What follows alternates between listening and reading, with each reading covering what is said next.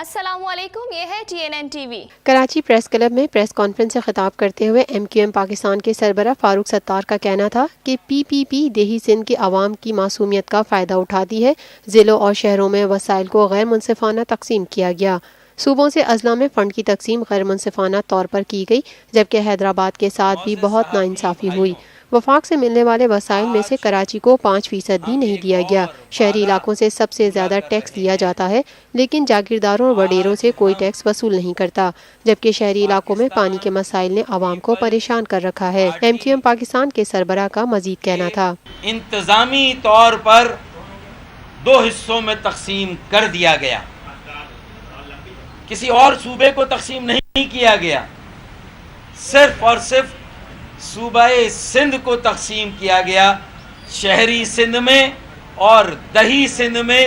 اور آج بھی شہری سندھ کے خلاف کھلم کھلا نفرت اور تعصب کا اظہار کیا جاتا ہے، اور اپنی پالیسی اور عمل کے ذریعے سے اس کا برملا اعتراف کیا جاتا ہے۔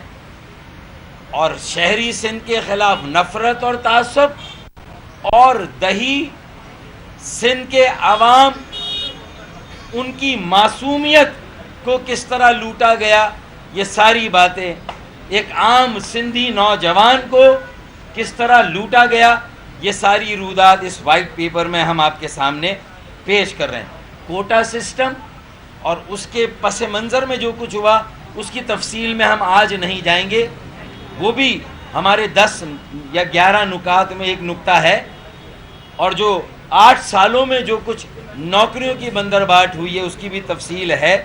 میں یہ بتانا چاہتا ہوں کہ 9 سالوں میں بالخصوص سندھ کے شہری علاقوں میں احساس محرومی، احساس بیگانگی اور احساس عدم تحفظ آسمان کو چھو رہا ہے۔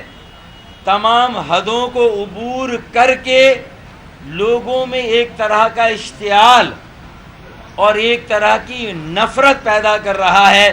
میں یہاں پر ہمارے ووٹرز اور عام شہریوں کی جو ذہنی کیفیت ہے اس کا اظہار کر رہا ہوں۔ اب اس سلسلے کو بند ہونا چاہیے، یہ نفرت اور تعصب کا سلسلہ ختم ہونا چاہیے، اور جو قابل علاج اور قابل تصحیح، قابل اصلاح معاملات ہیں، انصاف کیا جانا چاہیے، امتیاز کو ختم کیا جانا چاہیے۔ جو کچھ بھی یہ سندھ میں ہو رہا ہے یہ وڈیروں کا کیا دھرا ہے۔ ارے ایک آخری بات تھی، AD خواجہ صاحب، AD خواجہ۔ دیکھتے رہیے مزید خبریں اور exclusive reports. Lotus Lake Towers, a groundbreaking endeavor by Lotus Properties.